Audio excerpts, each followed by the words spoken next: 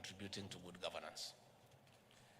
While it is commendable receiving advice and recommendations on matters concerning public finance, we rely on your members who serve as accountants and auditors for accountability in the use of public resources.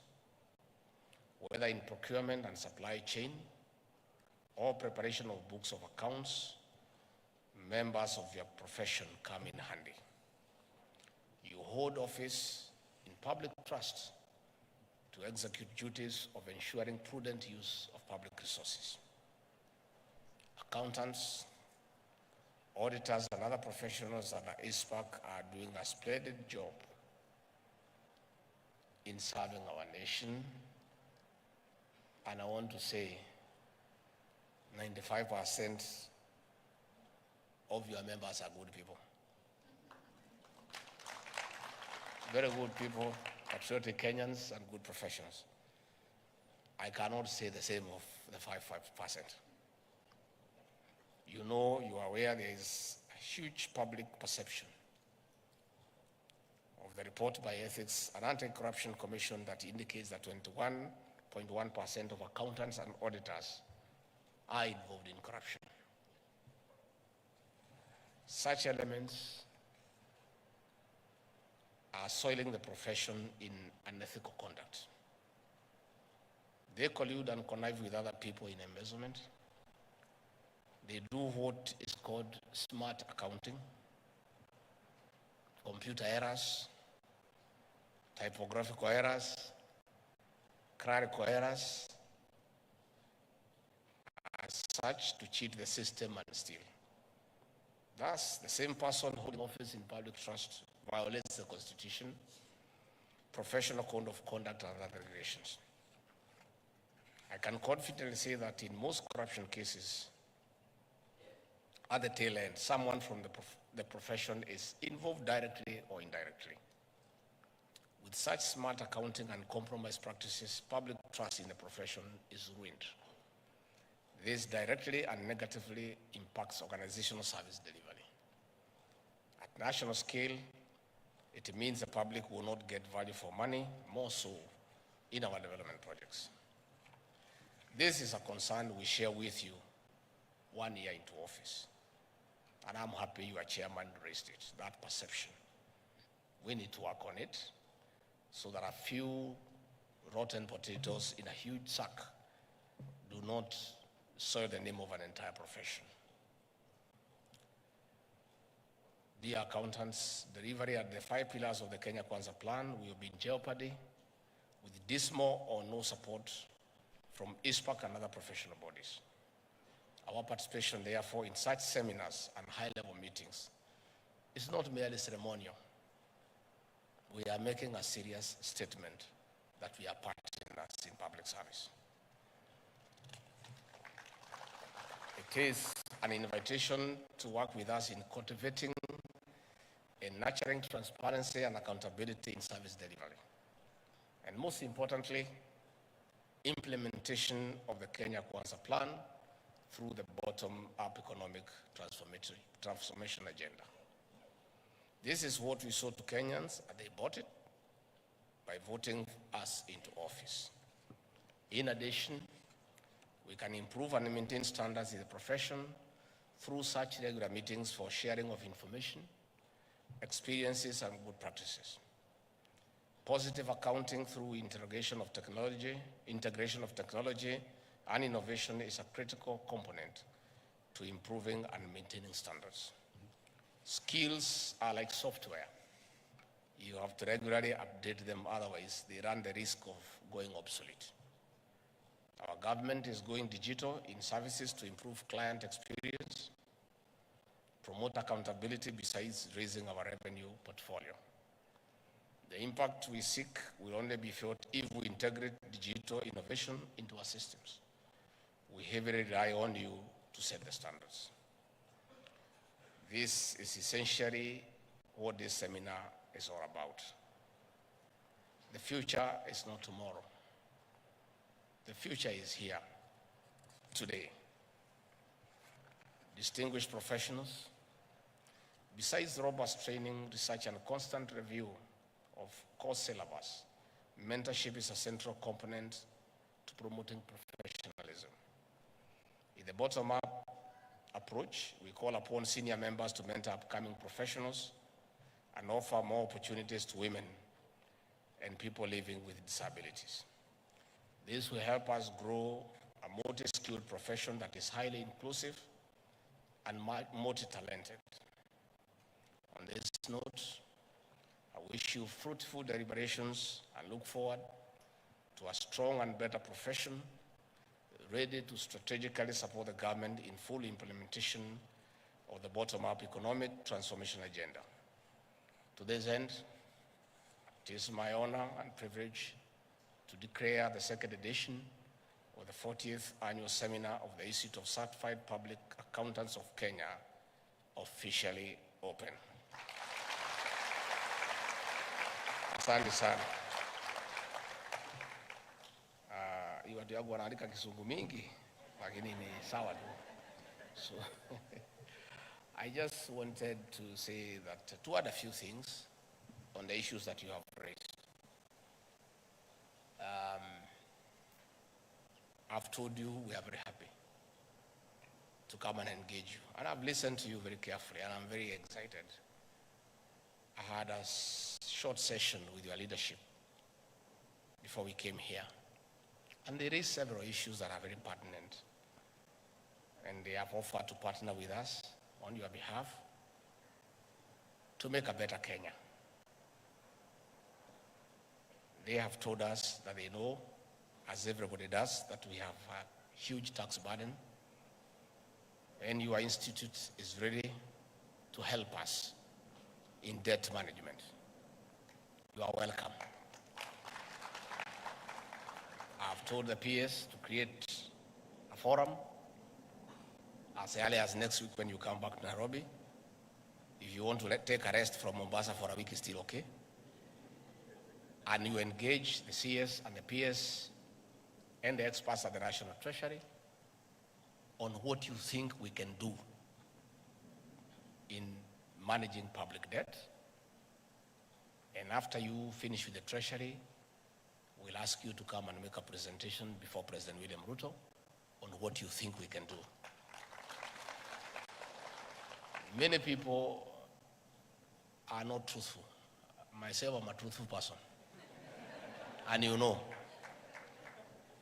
many people want to skirt around the issues that I have, making us have a challenge as a country.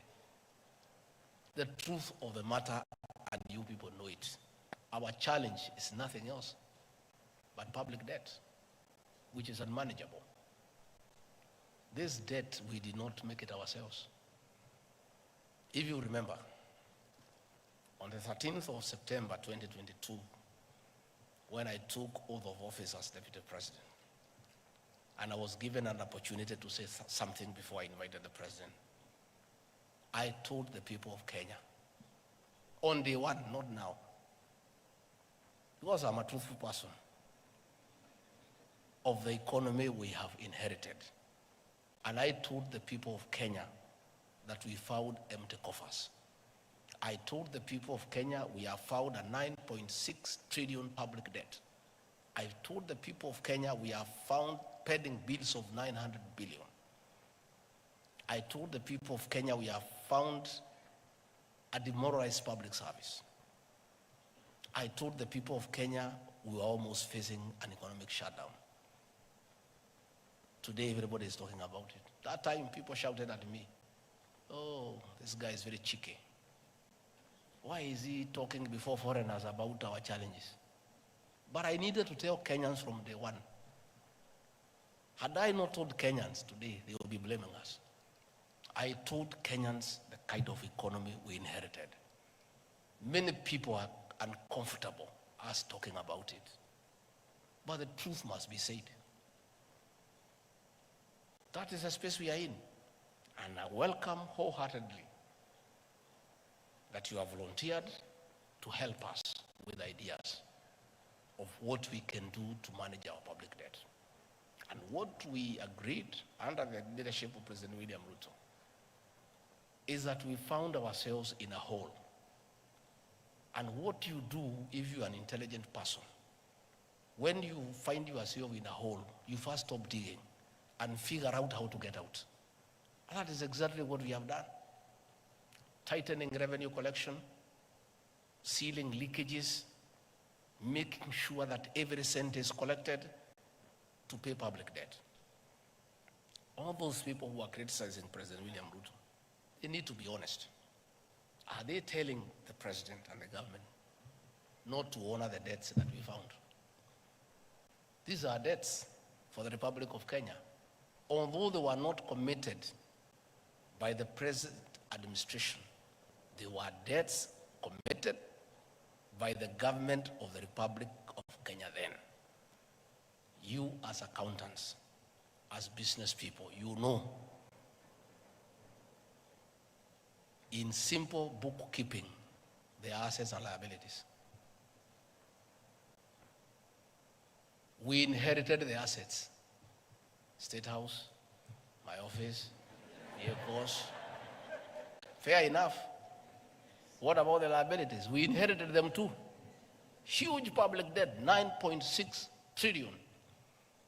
900 billion pending bills. Eurobond, 2 billion. Accruing interest between 12 to almost 16%.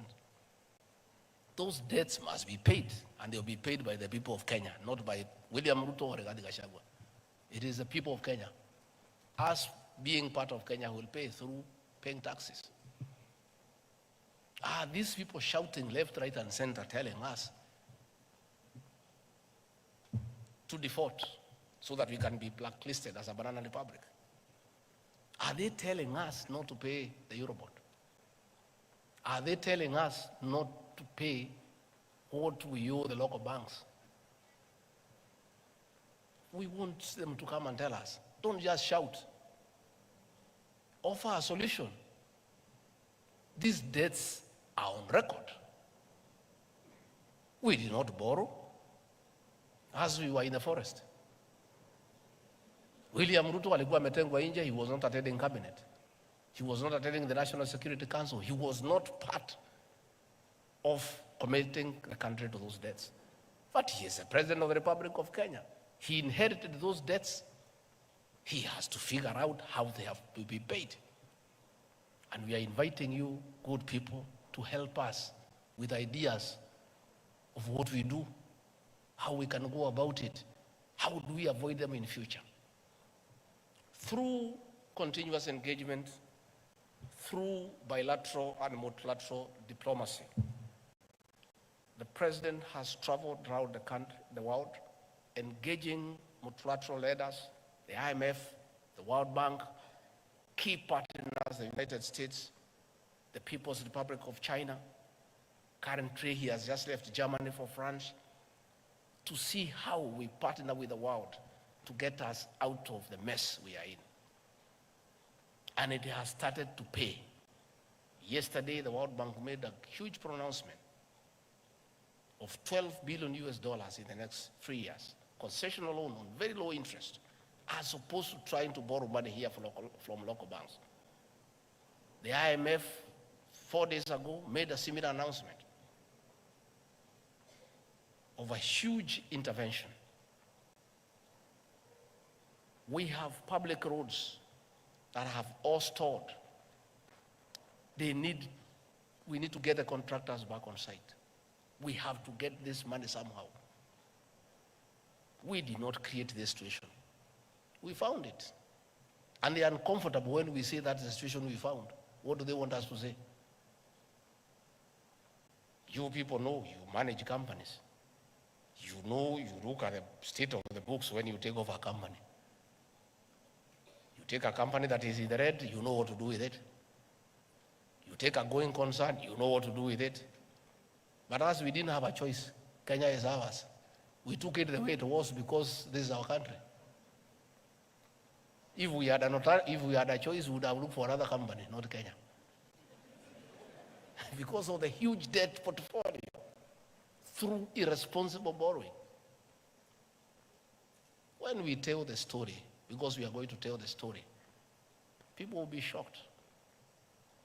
how $2 billion was taken from the central bank and put in a private bank that is responsible for the situation we are in, the weakening of the shilling. And people want to sit there, and we know what they did. And we had said, let bygones be bygones. But there's a good discussion. We are going to have a good discussion. We are putting the figures into place, who took what and where, so that the people of Kenya can know why we are in this shit and this mess. To be fair to everybody, how do people expect a government to fix a 10-year mess in 1 year? A mess of 10 years. Through state capture, conflict of interest, outright theft of public resources, irresponsible borrowing, misuse of public funds, misapplication of funds into useless legacy projects. And here we are. We must be truthful to the people of Kenya, because it's important that we be truthful to the people of Kenya. And when the people of Kenya finally know the truth, they will make a judgment, an assessment on who is right and who is wrong. But what I can assure you, the president and the rest of us are determined to fix this economy, and this economy, we shall fix it. And there are good signs. And signs are, last year, for the first time in 8 years, at the closure of financial year at midnight on June 30th, we had given every cent owed to the county governments. And previously, we had arrears of 5 to 6 months for county governments, for years. By the closure of financial year on June 30th, we had disbursed the last coin to the constituency development funds. For the first time, we have no arrears for our elderly men and women for their monthly stipend. We found an arrears for 8 months for those senior citizens who need that 2,000 to buy drugs, to buy food. We have cleared all that. Today, they get their stipend before civil servants are paid. And we have said, let anybody who has an idea on how to fix this economy come and talk to us. I want, on behalf of the president, to welcome you as ICPAK.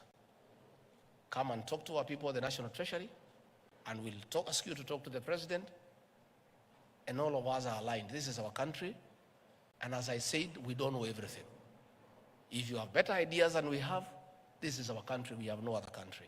Please come and talk to us, and whatever you advise us, if it's prudent, if it can get us out of the quagmire that we find ourselves in, we shall say asante sana.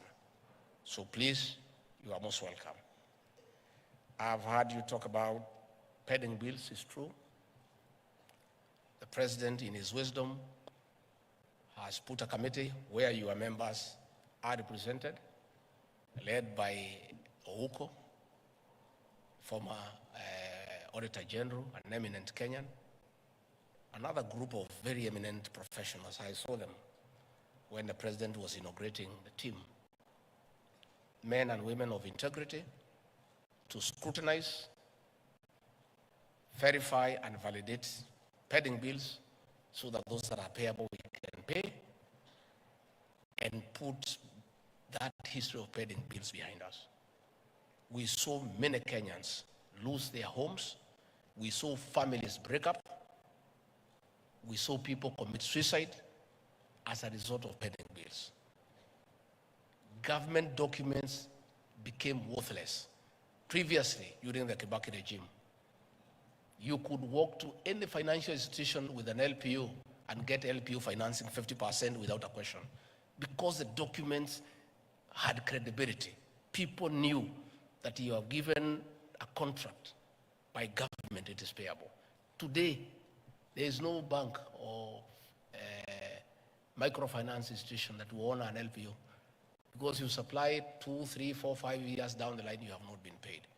We want to restore the sanctity of government LPOs and LSO and contracts so that they become bankable, that you can walk to a bank and get cash against it to carry out the works that you have been given. So that is ongoing. Again, you have said you have your issues of the remuneration role. You have explained to me there and here, and what we have agreed, I'll create the framework. My office has been tasked by the President the responsibility of coordinating constitutional commissions and independent offices. I'm the one who does that coordination in my office. So we have agreed with the chair. I'll call that forum for you. The Attorney General and no other people involved, we begin that conversation so that, like your counterparts, the lawyers and other professionals, you can have your own remuneration role. Lakini msiweke pesa mingi sana, mlipiche kidogo. There is too much competition. Even these lawyers, I can tell you, because some of us wafanyi biashara pia, hatuwalipi ile iko kwa hiyo role. Tuna negotiate because mawakili ni wengi sana. Tusema wewe ni ngapi, wewe ni ngapi, wewe ni ngapi, wanashindana inateremka. It is good to have the remuneration role as a benchmark. But you are also many. You have told me you are 35,000. 28,000 are in practice. So mutashindana tu pole pole so that Kenyans can also get the best deal. So that one I'll do. Again, you have talked about too many regulations, and will help. The members of the National Assembly are here. The Attorney General is there. We can agree on how to fast track the review of these regulations so that we can collapse them into something that is making sense, so that we don't have too many laws for the same person doing the same thing. So that is something we can help in terms of fast tracking with the leader of the National Assembly in Parliament, with the Attorney General, with our legal drafters. We can work together and we can help you to fast track that one. The MP for Molo, KK, my good friend, has said about you people being targeted when there are investigations. It is true. Even the procurement people who are here crying the same. It is true, and it's very sad. And I said, and I want to once more to reiterate to ACC and DCI, please hire professionals to be your investigators. Hire accountants, hire procurement people who can advise you on how the investigation is going. You find some of these policemen, they have no idea about accounting. You know? So he is being asked to interrogate you and write statements on things that himself he cannot comprehend. You know? I from a personal experience on how absurd our investigative agencies can be when they are investigating complex matters beyond their pay grade.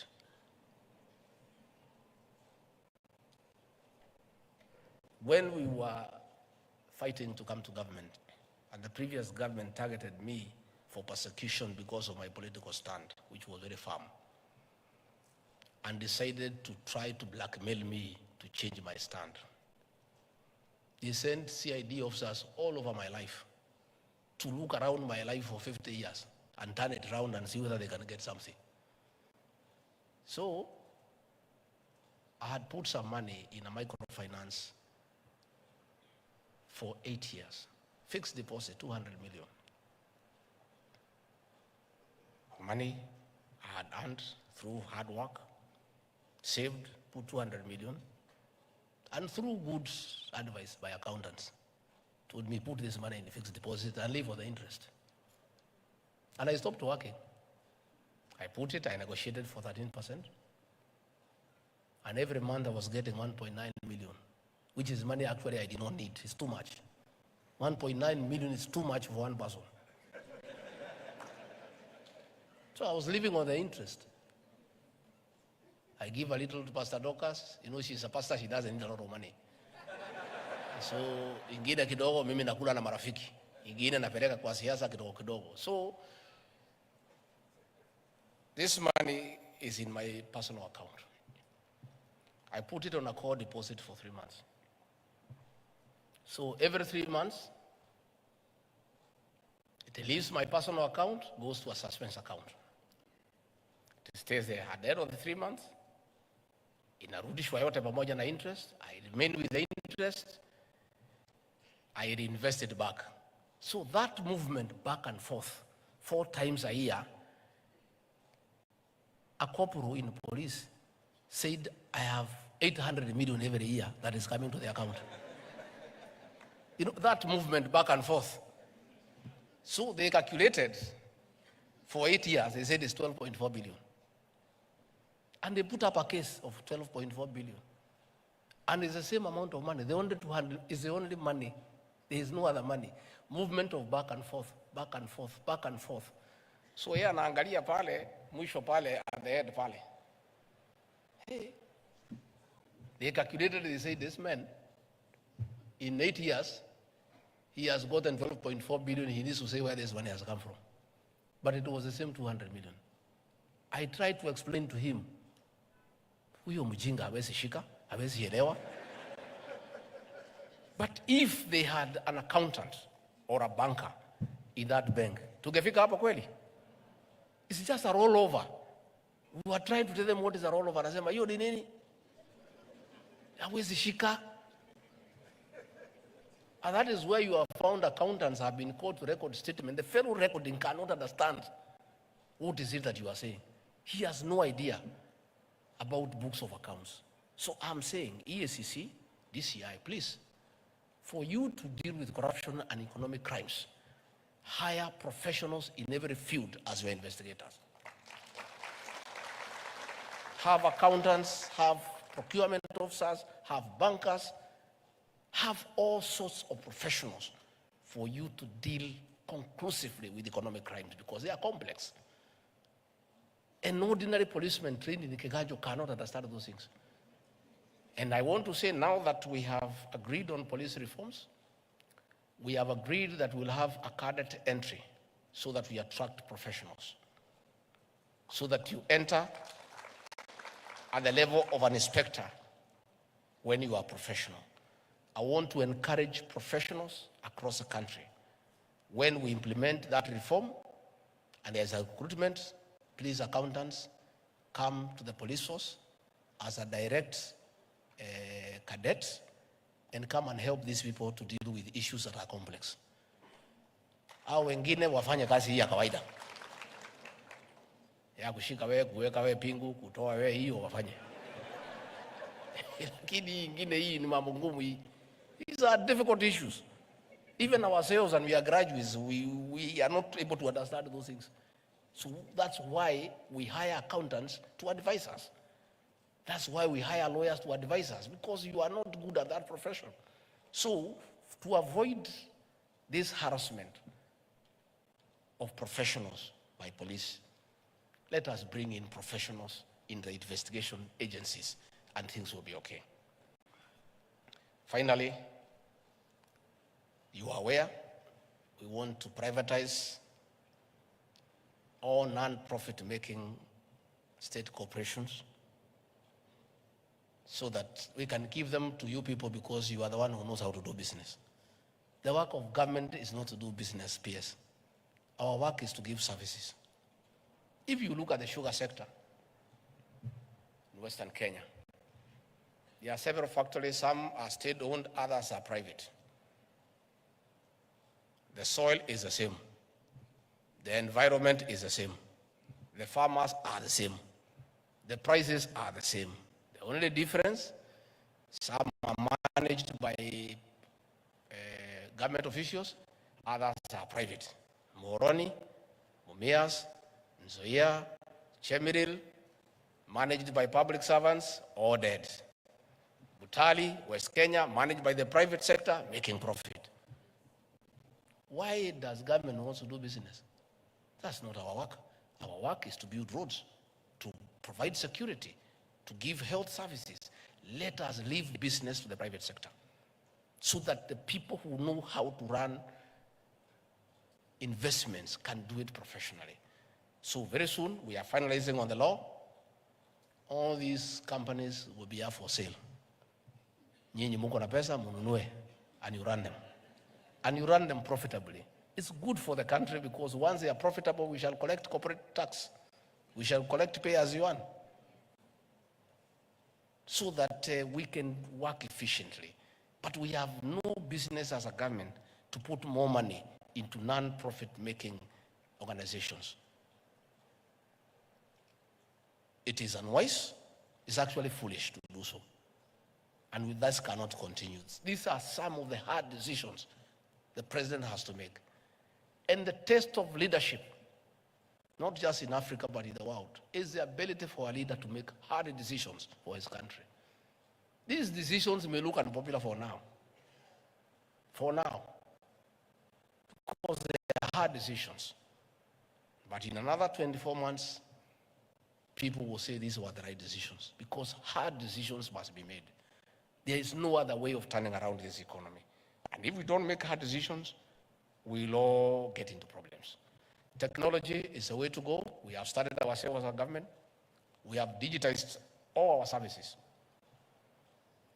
And you know, everything was being stolen. People had their own receipt books. Kwa National Park, mtu wako na receipt yake. Analipisha, anapeana receipt, anaweka pesa kwa mfuko. Before we digitized all our services, we were collecting 60 million a day. After we did, we are collecting every day 350 million. 600% increase. The 290 million ilikuwa naenda kwa mifuko ya wanaume. And there was a lot of resistance. And we said, if you cannot agree that we digitize our services, we pay through one pay bill number, utembee uende nyumbani. We are now at 350, and our progression, when we look at the full potential, in another 3 months, we'll be able to collect $1 billion every day for this country. So let everybody embrace digitization of government services. Na wengi hata wamewacha kazi, because they were not living on the salary, they were living on collecting money in cash. So that one is going to continue, because there is no other way of going about it. Finally, you talked about your scheme of service. Those who are in the public sector, we are willing to have that conversation. I'm in charge of public sector reforms.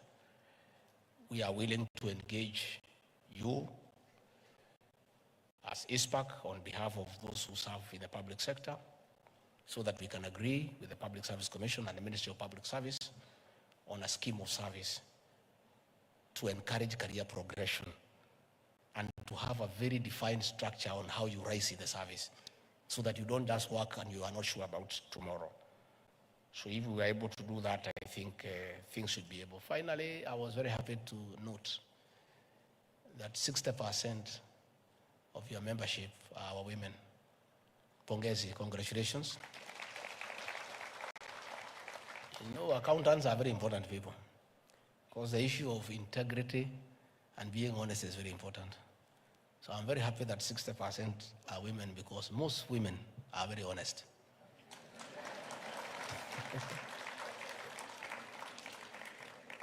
That's right. Myself, I hang around with a lot of women in my office.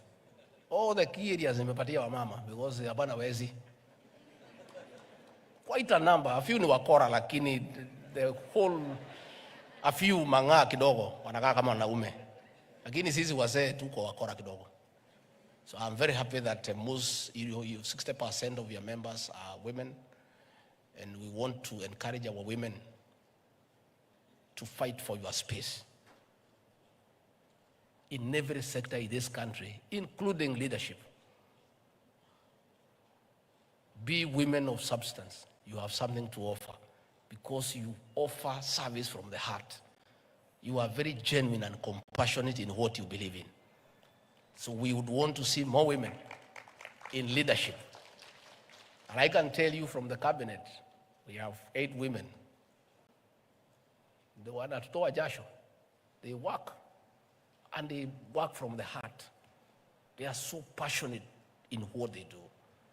We want to see more women in the judiciary. We want to see more in the cabinet. We want to see more in the private sector.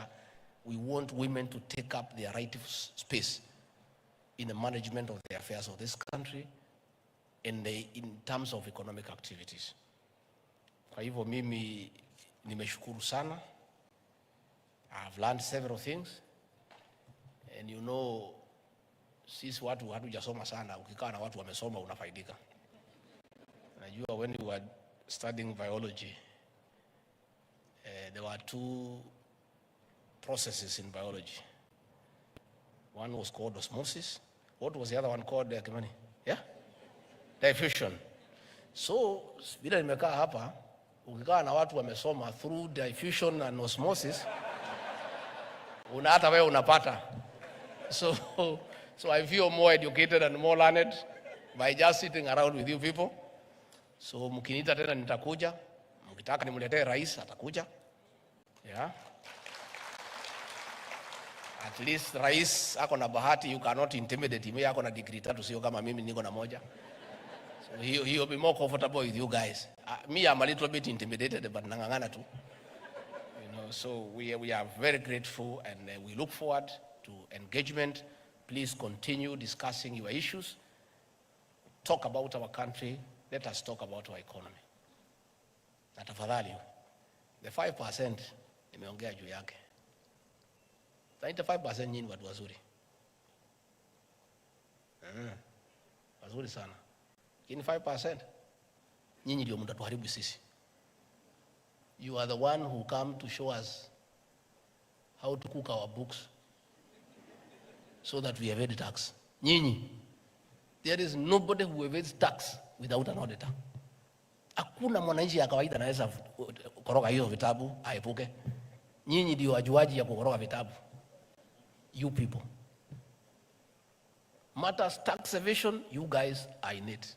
You are the ones who sit down with the directors of companies and show them vile watakoroga vitabu. Na ndio unaona mtu akiitwa na KRA anasema ngoja nitafute accountant yako kwanza.